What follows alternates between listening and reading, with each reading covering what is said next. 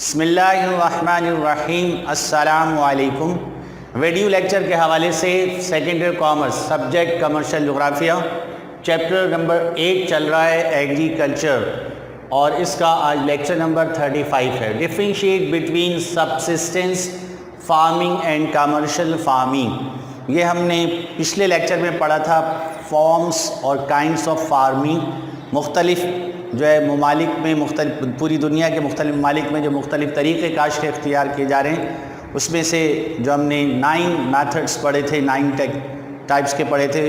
अब ये 2 टाइप्स का इनका डिफ्रेंशिएट। सब्सिस्टेंस फार्मिंग क्या था? गुज़र औक़ात की जो है के लिए काश्तकारी करना, अपनी ही ज़रूरियात को पूरा करने के लिए अपनी ज़मीन से जो है पूरे साल का जो है जितनी भी ज़रूरत है चीज़ों को कल्टीवेट करना, सब्सिस्टेंस फार्मिंग था। कमर्शियल के लिए, तिजारत के लिए कुछ नहीं था। लेकिन दूसरा जो कमर्शियल फार्मिंग, इसमें जो है सब कुछ तिजारत के लिए है। बड़े पैमाने पर जो है वो पैदावार की जाती है, मशीनें और मॉडर्न टेक्नोलॉजी इस्तेमाल की जाती है। पैदावार की जो है वो क्वांटिटी को हम जो है अप एंड डाउन कर सकते हैं अकॉर्डिंग टू डिमांड। जो है वो हम land, area of land use कर सकते हैं। उस एरिया ऑफ लैंड को कट भी कर सकते हैं, इंक्रीज़ भी कर सकते हैं, ताकि अकॉर्डिंग टू डिमांड मार्केट में प्रोडक्शन जो है कि सप्लाई हो।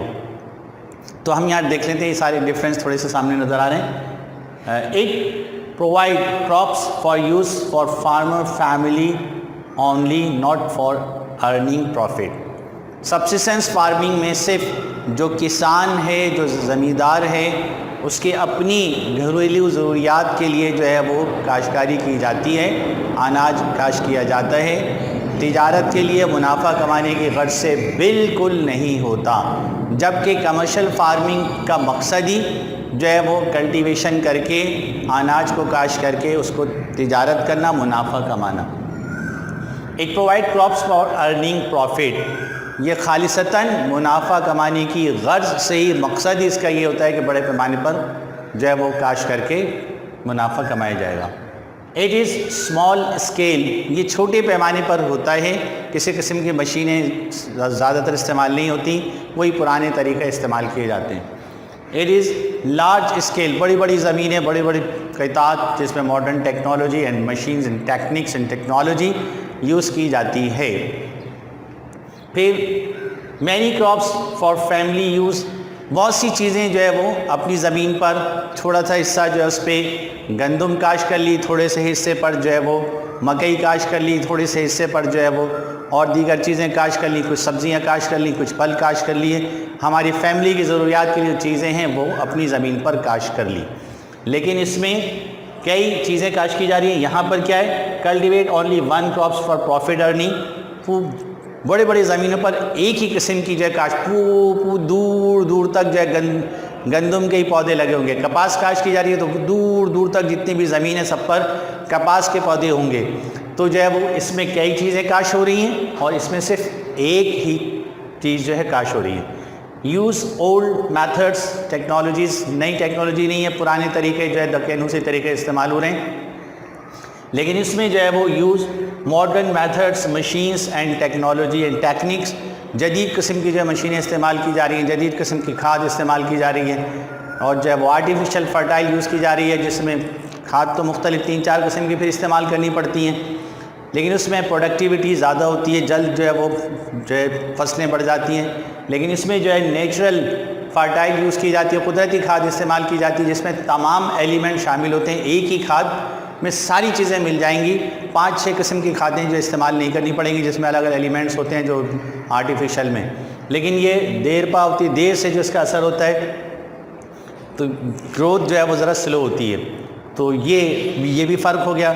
Farmer can not increase output. इसमें जो है वो यानी सब्सिस्टेंस फार्मिंग में जो किसान है वो पैदावार को बढ़ा नहीं सकता, क्योंकि उसके पास कोई पुराने मेथड हैं। ज़मीन के जो क़ितात भी जो है लिमिटेड है, इसलिए वो पैदावार को बढ़ा नहीं सकता, यानी डिमांड सप्लाई को जो है अप एंड डाउन नहीं कर सकता। लेकिन इसमें जो है वो फार्मर कैन इंक्रीज़ आउटपुट। अगर डिमांड बढ़ रही है तो किसान जो है, ज़मींदार जो है ज़मीन को बढ़ाकर जो उसकी पैदावार को बढ़ाएगा, और ऐसी टेक्निक यूज़ करेगा उसके जो है वो साल में 2 फसलें 3 फसलें हो जाएं ताकि पैदावार बढ़ जाए। तो ये मेन डिफरेंस है सब्सिस्टेंस और कमर्शियल फार्मिंग का।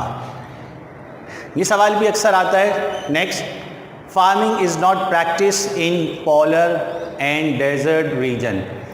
जो बर्फ़ानी इलाके हैं और जो रेगिस्तानी इलाके हैं, इन दोनों इलाकों में जो काश्तकारी है वो नामुमकिन है या बहुत मुश्किल है। ये इसको जो है बहस करें, इस पर बयान करें या इसको लिखें। तो पॉलर रीजन क्या है, पहले तो ये समझ में आ जाए। डेजर्ट तो इंशाल्लाह ये तो आपको पता ही होगा, क्योंकि 9th की जो है वो पाकिस्तान स्टडीज़ में इसको अच्छी तरह पढ़कर आते हैं कि जो है पाकिस्तान के जो है वो सहराई इलाके तो जो है वो उसको डेजर्ट कहते हैं। तो जब पॉलर रीजन जो है वो बर्फ़ानी इलाके कहलाते हैं। वो ऐसे जो है इलाके, ऐसी ज़मीनें जो तकरीबन 8 महीने 8 months कवर्ड विद आइस, जो है वो ज़मीन जो है ढकी रहती है बर्फ़ से। 2 महीने 1 महीने 1.5 महीने के जो है ज़मीन जो है वो खुलती है, बर्फ़ जब पिघलती है तो जो है वो कुछ नज़र आता है। तो इसलिए जो है वो ये बर्फ़ानी इलाके, चूँकि ज़मीन पूरे 8 महीने साल का अक्सर और बेशतर हिस्सा जो है वो बर्फ़ से ढका हुआ है, ज़मीन खुली हुई नहीं है, तो उसमें बीज कैसे डालेंगे, उसमें जो है वो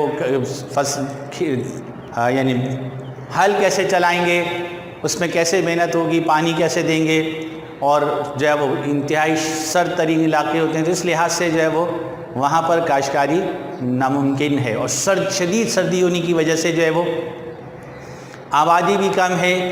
1 किलोमीटर पर एक आदमी औसतन एवरेज रहता है। तो इसलिए जो है वो वहाँ पर काश्तकारी जो है वो ज़रूरत ही नहीं है और नामुमकिन है। तो यही बात यहाँ पर बताई जा रही है। इसको पहले मायने बता दिए। Snowfall region are called polar region. वो इलाके जहाँ पे बर्फ़ गिरती है वो फिर ज़मीन बर्फ़ से ढक जाती है, वो इलाके जो है वो बर्फ़ानी इलाके कहलाते हैं। Temperature remain below freezing point. वहाँ का जो दर्ज हरारत है नुक्ता इंजिमात से भी नीचे चला जाता है। जो 0.0 डिग्री सेंटीग्रेड है, जो वो नुक्ता इंजिमात है यानी फ्रीजिंग पॉइंट है, उससे नीचे -1, -2, -3, -15, -16 और इससे नीचे भी बाज़ इलाकों में चला जाता है। दुनिया के बाज़ इलाके ऐसे भी हैं जहाँ -20, -32 तक जो है वो रिकॉर्ड किया गया है, जो है टेम्परेचर चला जाता है। तो फ्रीजिंग पॉइंट से वो नीचे होता है। तो वहाँ पे शदीद तरीन सर्दी होने की वजह से हमारे पाकिस्तान में स्कर्दू जो है वो -8, -9 तो अमूमन रहता ही है, कभी कभी -16 भी जो है वो चला जाता है, जो ग्लेशियर का इलाका कहलाता है। तो वो भी जो है वो बर्फ़ से ढका हुआ होता है। तो freezing point then 8 months in a year, 8 महीने रहते हैं। फार्मिंग इज़ नॉट पॉसिबल, वहाँ पे खेती बाड़ी नामुमकिन है। Because soil cover with ice, ज़मीन जो है बर्फ़ से ढकी हुई है। No life of animal and human nearest to nothing. तो दूर दूर तक करीब में जो है वो ना तो हमें जानवर नज़र आते हैं ना इंसान, क्योंकि शदीद सर्दी होने की वजह से। 1 man live for 1 kilometer due to extreme cold. 1 kilometer पर औसतन की बात हो रही है, एक आदमी रहता है जो है वो, क्योंकि शदीद सर्दी इंतहाई ज़्यादा होने की वजह से। तो इसलिए जो है वो पॉलर रीजन पर हम काश्तकारी नहीं कर सकते। डेजर्ट रीजन जो है वो सहराई इलाके, यहाँ भी काश नहीं कर सकते। अब सहराई इलाके क्या होते हैं? ऐसे इलाके जो रेतीली जो है ज़र्रात से ढके हुए होते हैं, बारीक बारीक रेत, सैंड, उससे जो है ढके हुए होते हैं। अब दूर दूर तक रेत के टीले हैं। अब उन रेत के टीले होने की वजह से वहाँ पर ना तो मशीनें आ सकती हैं, ना जो है ट्रक आ सकते हैं, ना ट्रांसपोर्ट की जो है वो रवानी हो सकती है।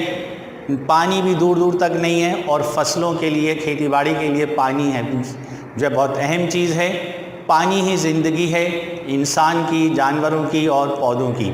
तो पानी दूर दूर तक नहीं है, तो इसलिए जो है वो, और ज़मीन में भी जो अगर हम ड्रिलिंग करें तो बहुत गहरा 500 हज़ार फीट नीचे जो है वो जाना पड़ता है पानी को जो है वो निकालने के लिए। चूँकि वहाँ पे मशीनें नहीं जा सकती, इसलिए ड्रिलिंग भी बहुत मुश्किल होती है। अब गाड़ी जाएगी, धंस जाएगी, फंस जाएगी, लिहाजा जो है वो गाड़ियों की जो आमद और रफ्त भी नहीं है, गाड़ियों की रवानी भी नहीं है।